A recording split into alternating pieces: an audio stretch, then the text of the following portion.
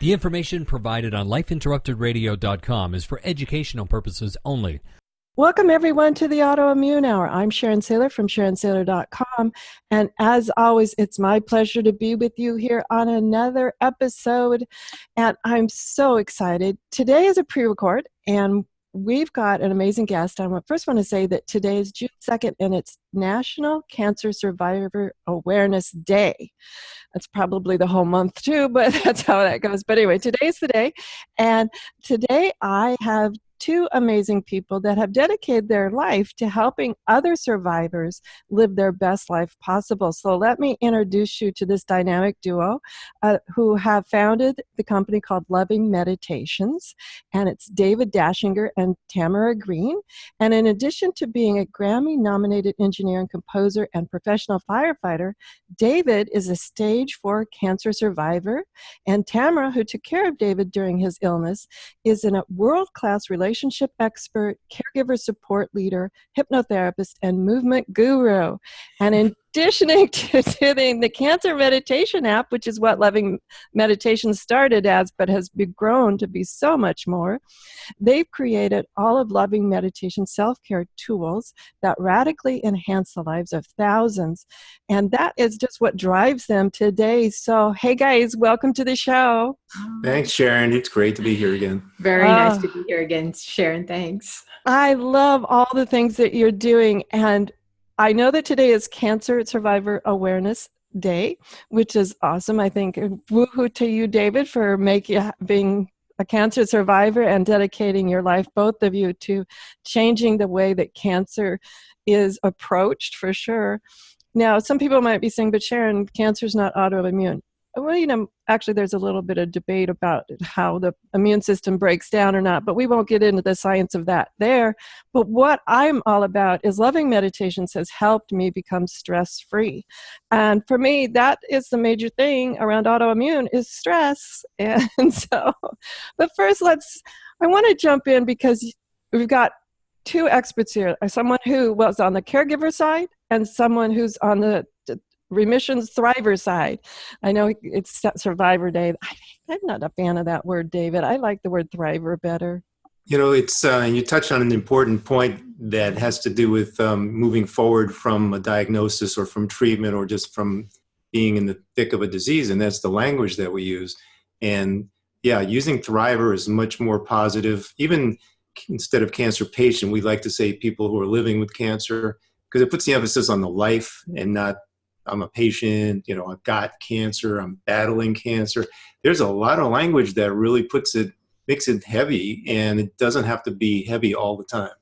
Oh, absolutely. And the one that bugs me is they'll just remind me, Sharon, you're in remission, you're not cured. I'm like, I don't care what you call it. I'm just optimizing my health every day. That's all I'm doing. I'm not thinking about the diagnosis. I mean, obviously it's always there. But let's talk about this idea of obviously it's always there. Besides how we talk about it, we've laughed before about, how do you deal with the new normal?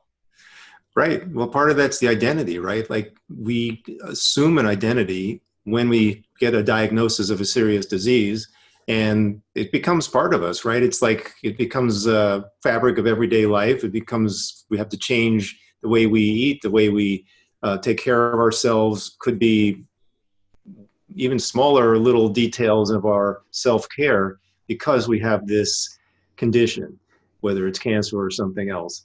And carry that forward past treatment when we're a survivor or a thriver or in remission. And it's a matter of how do we want to treat that identity? Do we want to treat it as the victim mode, or do we want to treat it as this is part of me, it's part of my experience, but it's worked for me. It's given me something that I wouldn't have had if I hadn't had that experience. If I didn't go through that, it would not have gotten me to where I am now. And it's also an opportunity to really embrace and acknowledge how amazing our bodies are. Even though we may feel our body let us down, I know I did. I'm like, I've been eating great my whole life. I've been working out my whole life. Why is this happening? Why am I getting a stage 4 cancer diagnosis? And so one of the things that I forgot to do was acknowledge my body for the miracles that are going on 24/7 we're totally unaware of most of them.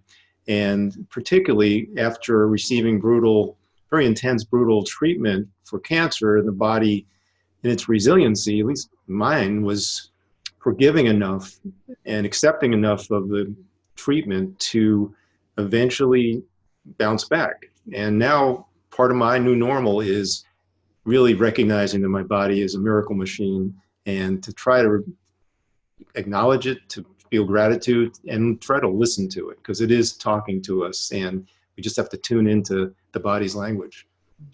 Beautifully said. I agree. I know that yours is cancer, mine's autoimmune, but there's so many parallels there. Absolutely beautiful said, David.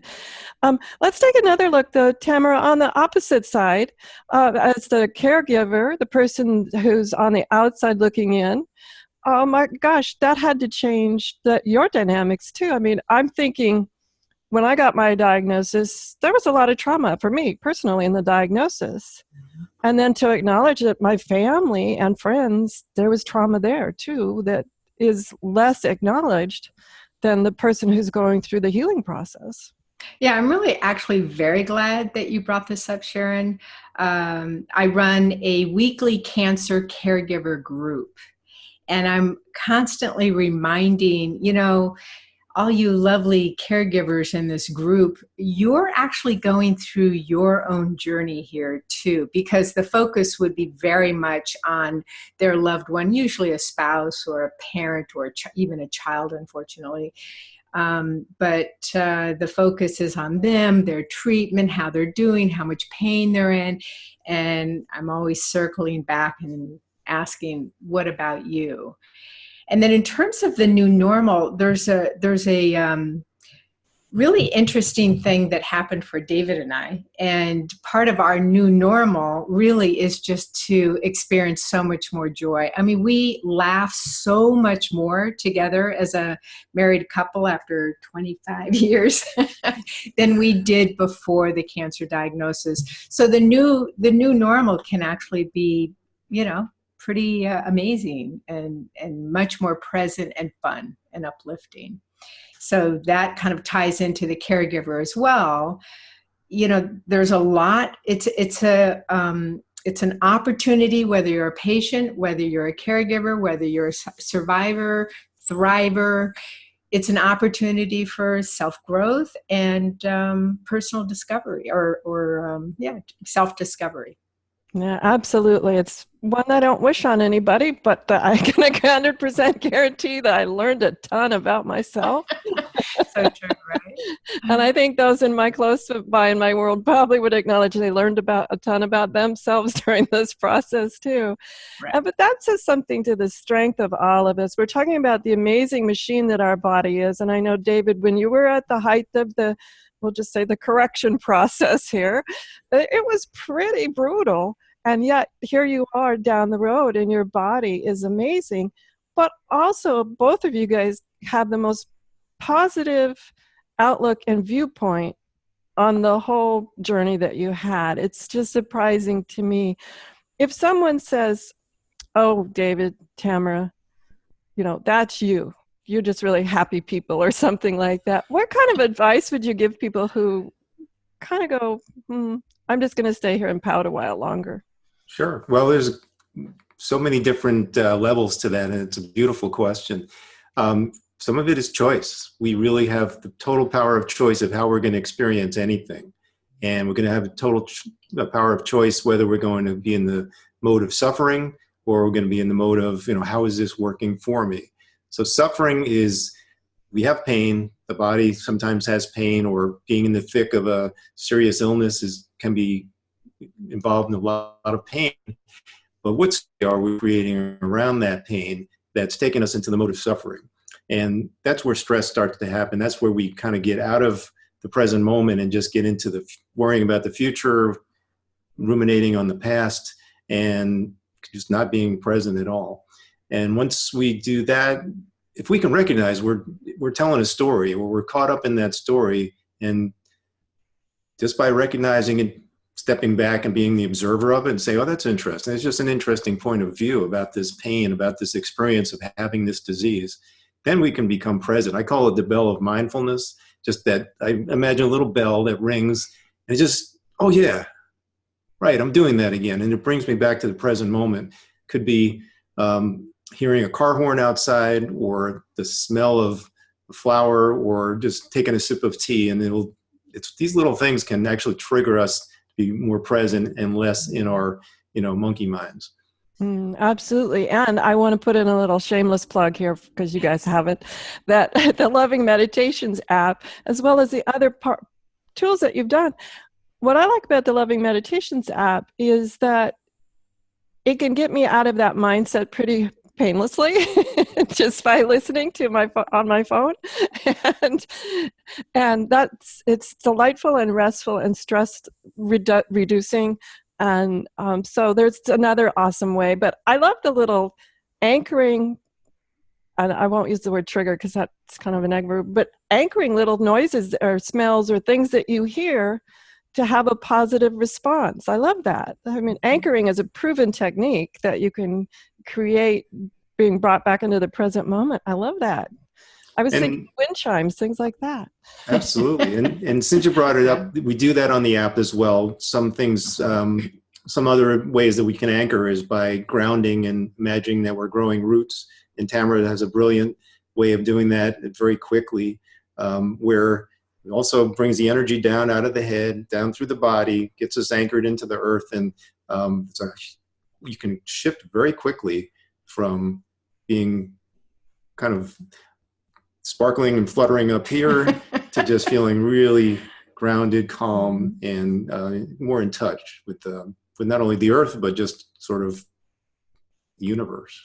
I love that. Sparkly and grounded all at the same time. Well, I'm going to ponder and just sit in that sparkly, grounded place. We'll take a quick commercial break and we'll be right back. I wanted to circle back on a couple of things, though, because this idea of, I know David and Tamara, you started the Loving Meditations while David was going through the height of the chemotherapy and all the different therapies to help relieve the stress around that.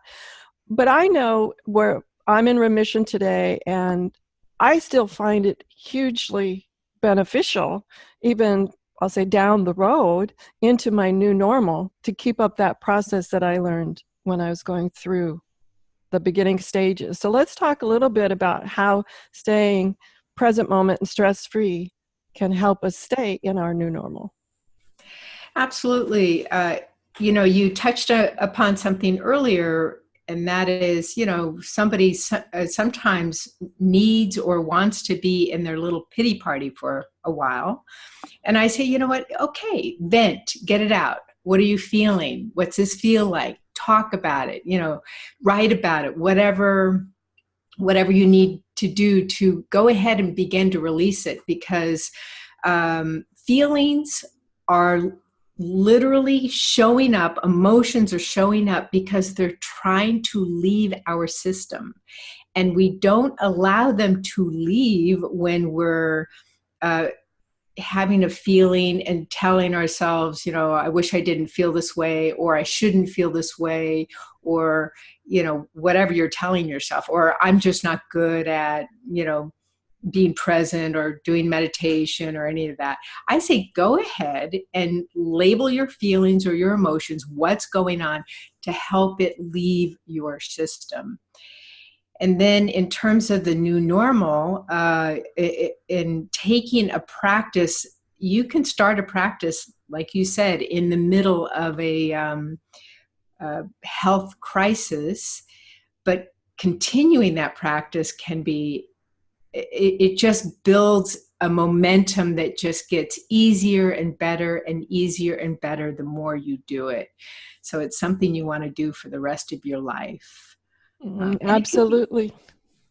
It can be anything from gratitude, nature walk, moving your body and just being present with, your body, thanking your body, even the simple things that we talked about, like being so mindful as you take a bite of food or a sip of tea or listening to music, whatever that practice is, just keep doing it.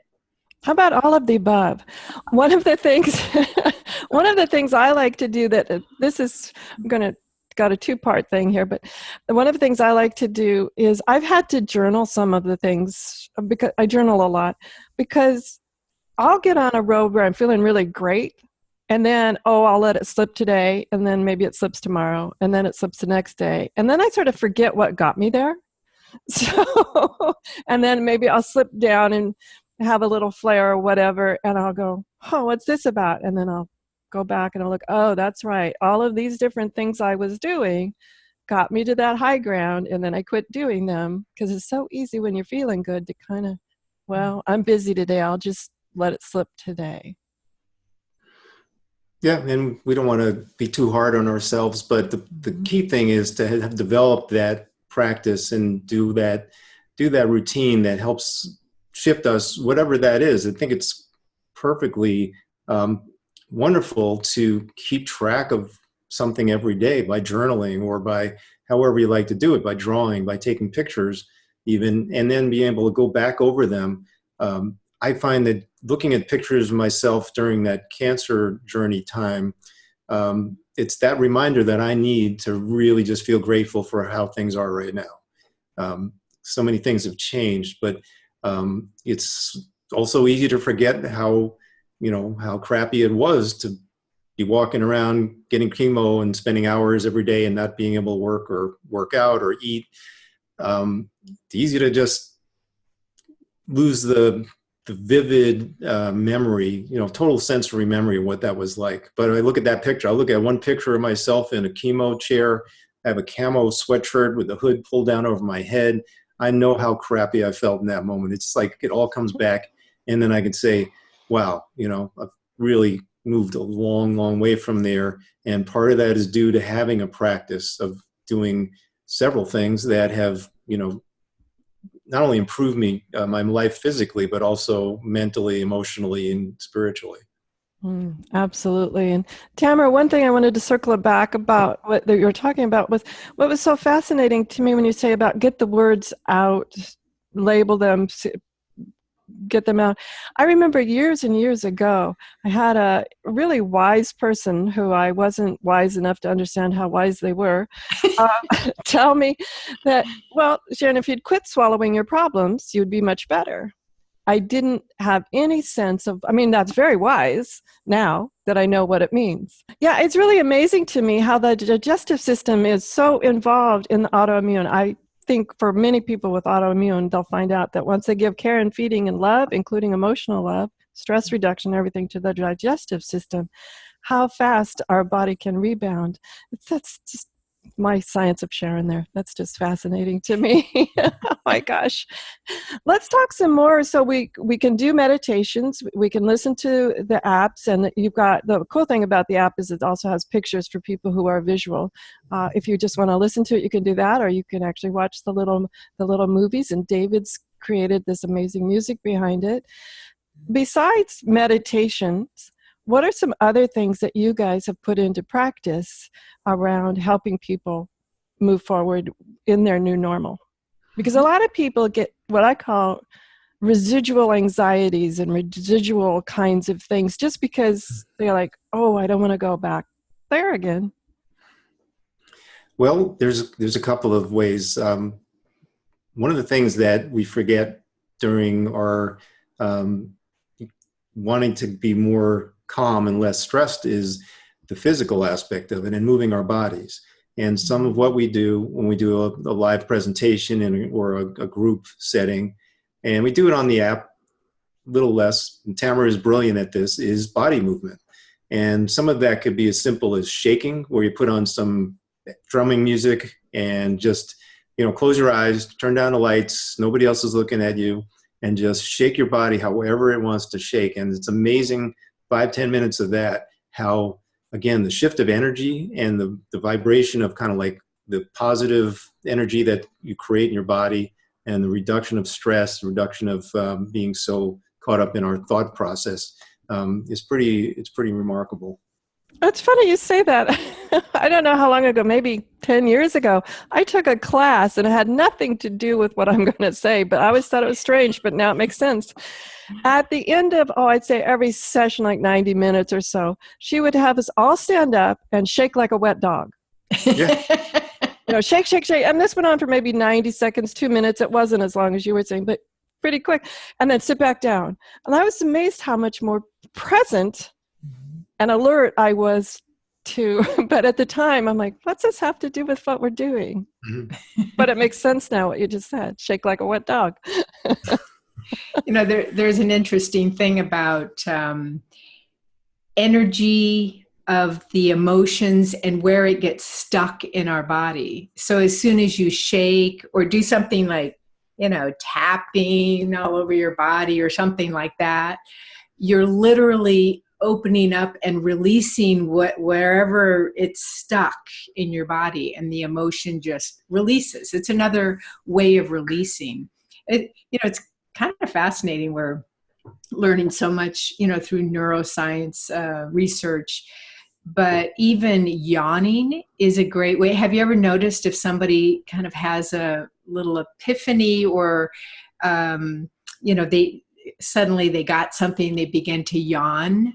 It's a release, or they've been really angry and they've been holding it in, or disgusted or whatever, and then they begin to shift and they start yawning. It's their way of releasing it and getting it out. Another is sneezing and coughing, believe it or not. But when you move your body, whether it's shaking or tapping or whatever you're doing, you're literally releasing stuck energy, bringing it to the surface because it really is trying to leave. Oh, wow. That's fascinating. I haven't seen yawning, but I'm sort of the stress reduction cougher person. So when you said that, I'm like, You can add it to your repertoire now. Exactly. I'd never really correlated that, but now that I think about it, yeah, there are interesting times that I have the most amazing energy people in my world, Reiki and different types of things. And there have been times when I've been going through some of their processes where I've had to cough, sort of like roll over on the table and cough. And that was surprising to me, the energetic release of, I kind of likened it to coughing up a hairball, but maybe that's a little too graphic. That's an energetic hairball. Yeah, exactly. Yeah. Wow, this is fantastic. So tell us a few other ideas and things that you give people as they're going through I know you lead a lot of groups and teach people all things about being a thriver in their new normal. What are some other things that I haven't touched on that oftentimes you find people are like, gosh, I wasn't expecting this? Mm-hmm. You mean in terms of tips on how to help them through it? Or Yeah, absolutely. Mm-hmm. I'm thinking about things about what some of the new normals I've had.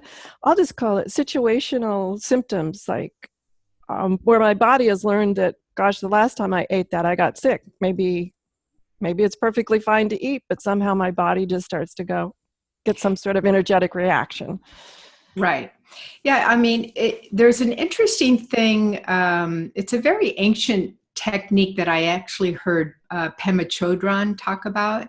And I've used it quite a bit. In fact, I used it fairly recently when I had a really terrible migraine. It was affecting my stomach. I was throwing up, all of it.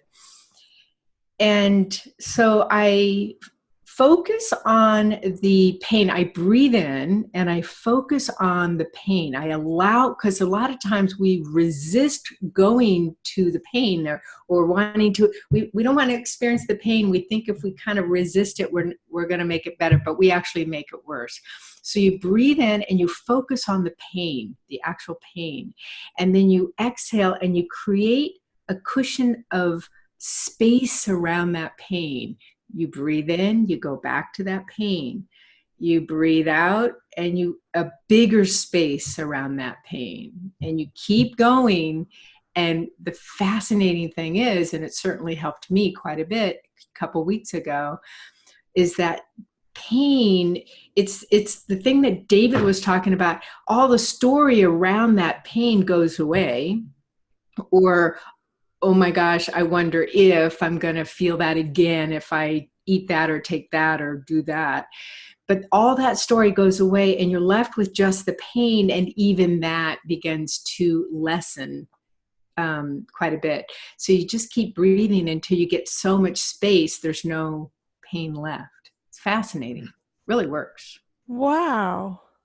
Can you do like a quick little guide so I know what do we tell ourselves when we have that pain? Do we tell ourselves something or just kind of focus internally on the pain? Right. Quite the opposite. You don't tell yourself anything. So you're okay. So let's do it. So it helps if you put your feet flat on the floor, if you're in a chair. Okay. And, you want to sit in a way that you can completely relax your body into the chair or sofa or wherever. So you breathe in and go to the pain. Notice where it is, how big it is. Exhale and consciously create, like a smoke ring, space around that pain. You breathe in through your nose and go to that pain. Be present with that pain. Exhale through your mouth, even bigger space around that pain.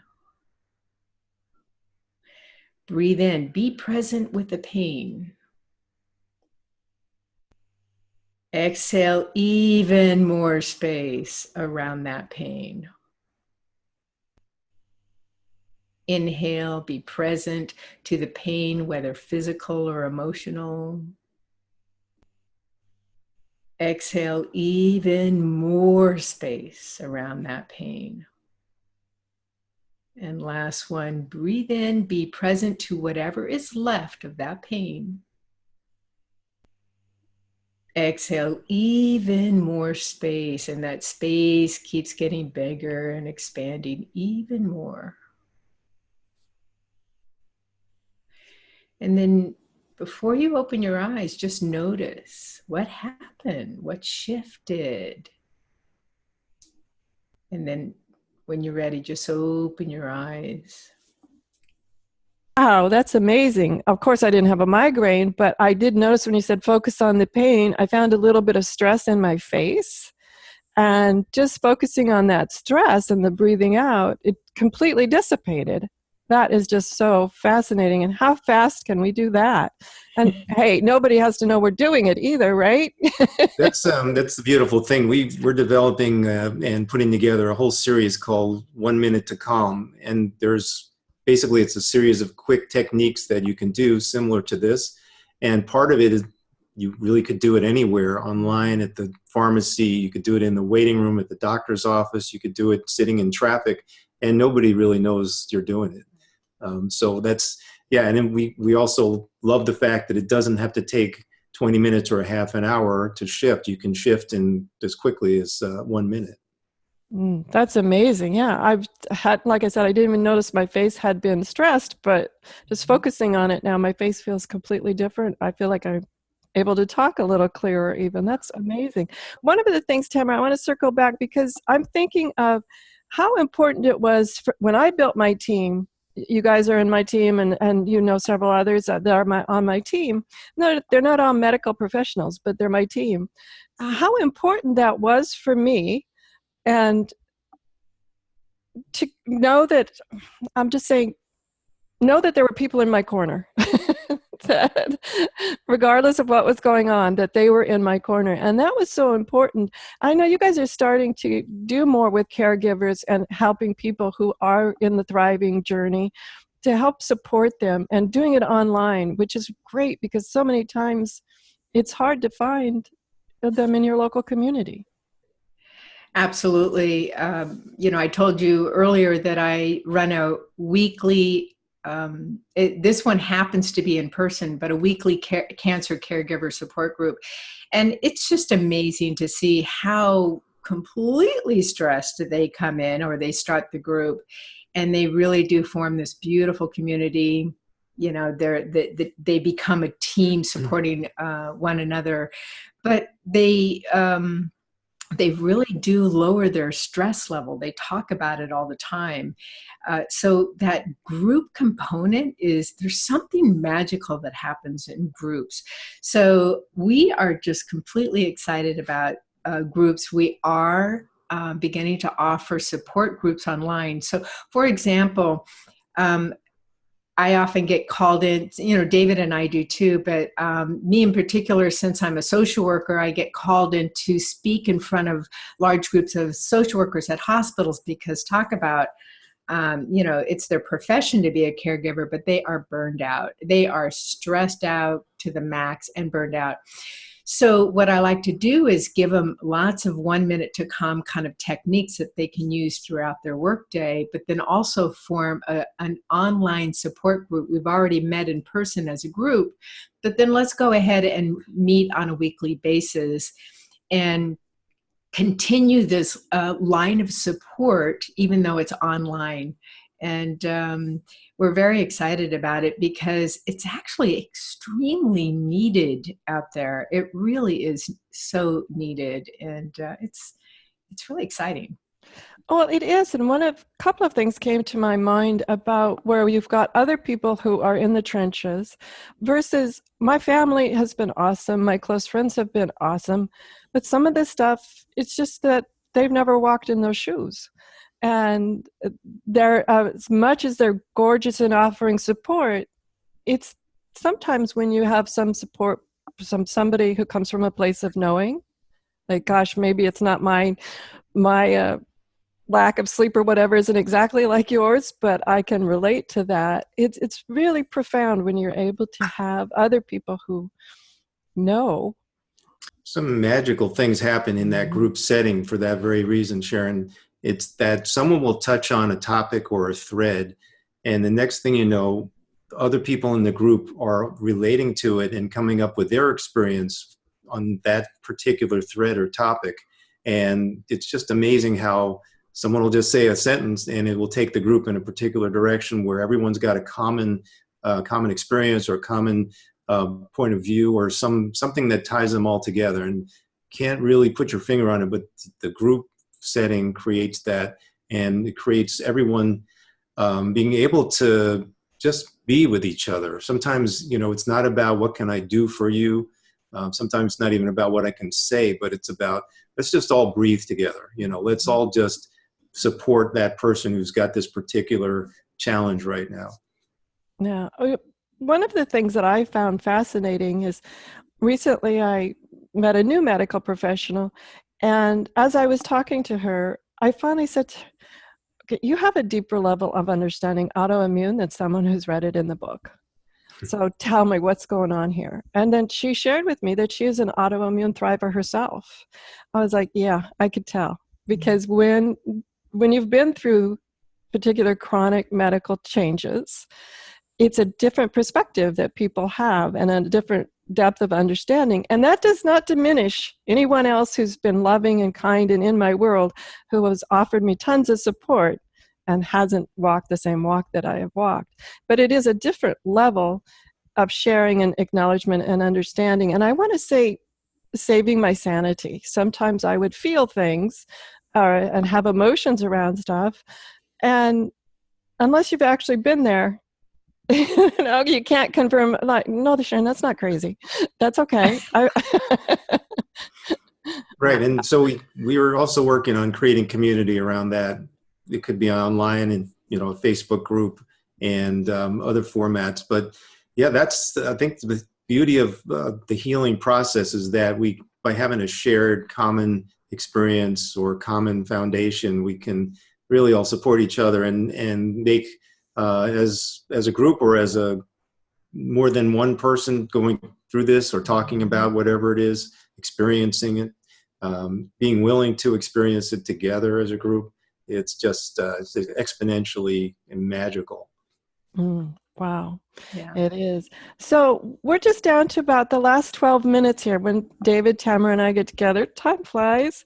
And I want to make sure we have plenty of time for any wisdom that I haven't asked about. Please share with us some of the other amazing things you've learned on this journey that you've taken together.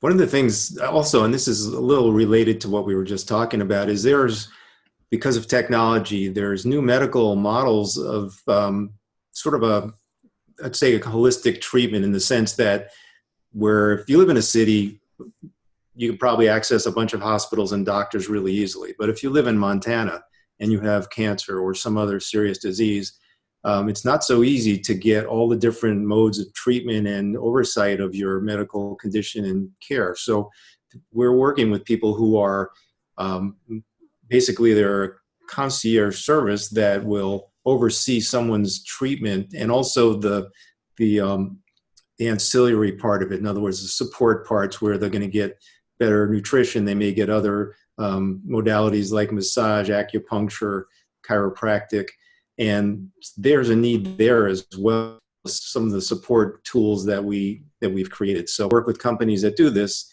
that pull together all the different practitioners in different locations sometimes, and will help the patient with their overall medical care, but also bring in alternate modalities to help them that are outside of the traditional medical route.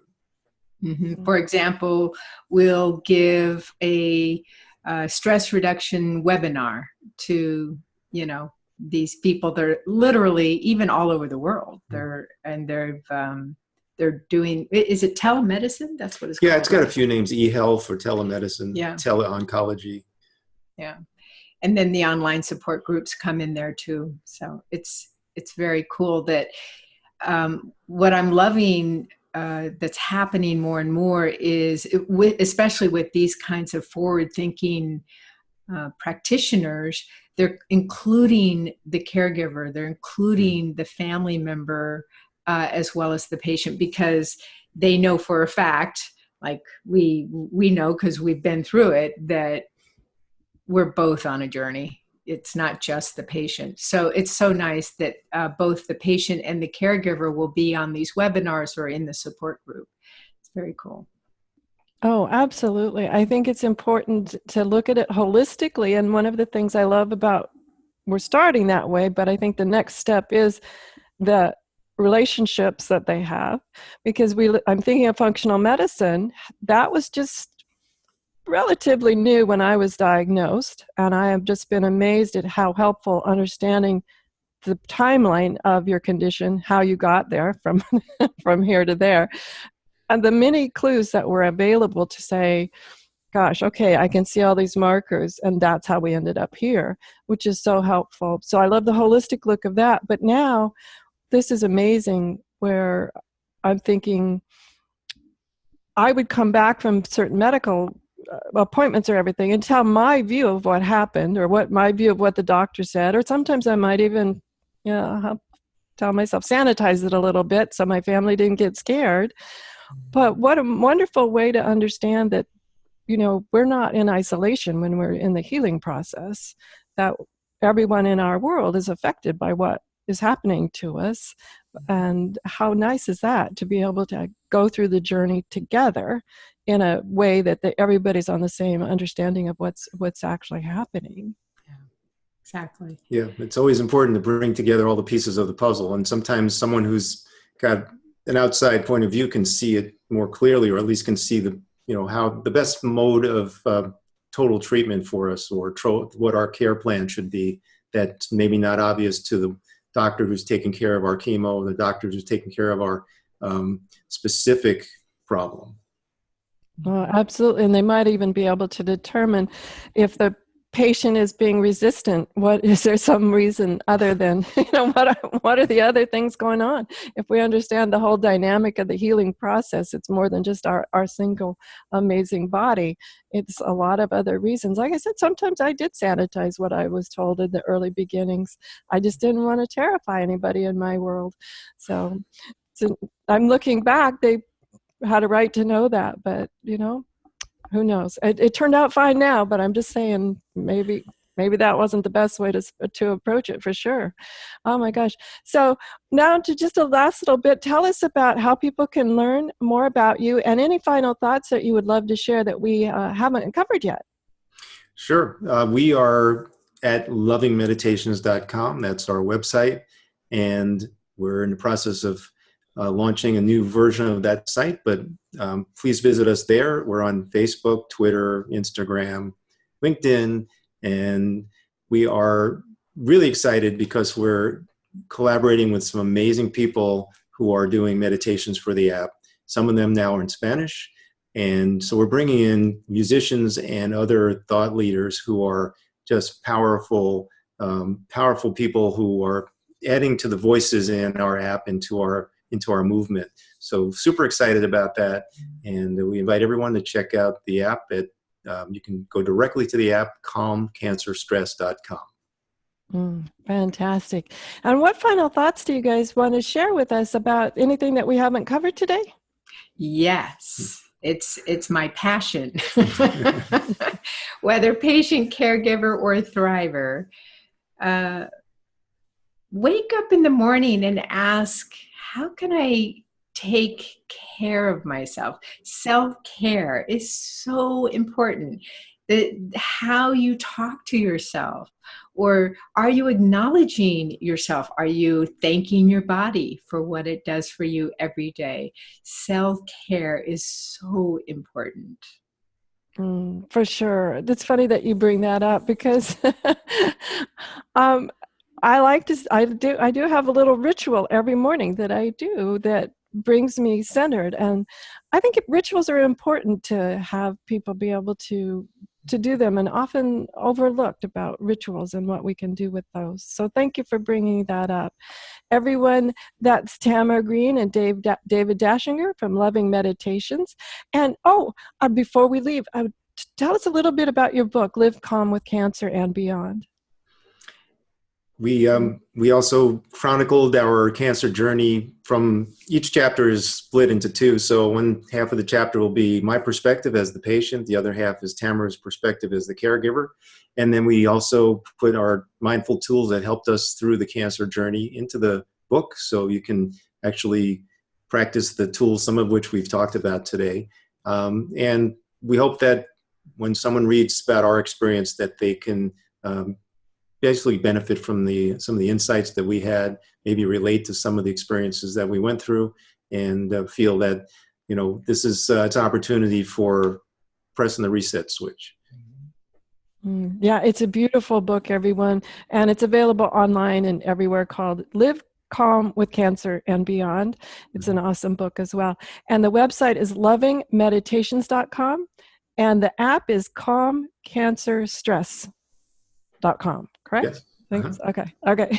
Trying to do all of this from memory, going, okay. Everyone, thank you for being here. We really appreciate this, and it's acknowledgement of cancer survivor awareness. And yes, absolutely.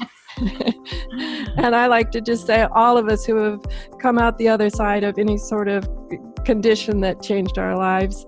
And everyone, make it a great week, whatever your adventures. Be sure and join me over on Facebook. I have 2 Facebook pages now, Autoimmune Hour, where you'll hear all the different shows, as well as join us for some positive thoughts and positive motivation over at Understanding Autoimmune on Facebook.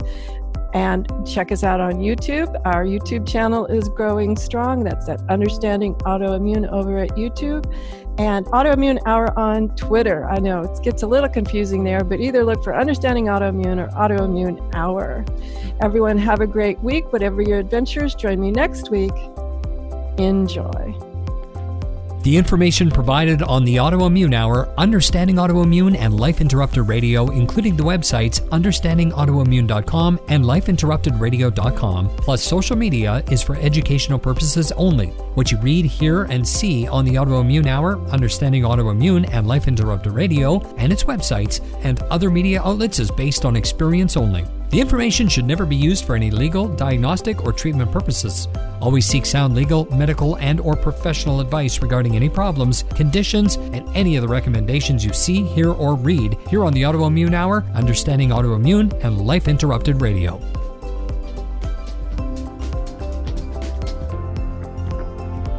You've been listening to Life Interrupted Radio. To learn more, listen to other shows, and gain free resources that can help empower your life, be sure to stop by lifeinterruptedradio.com.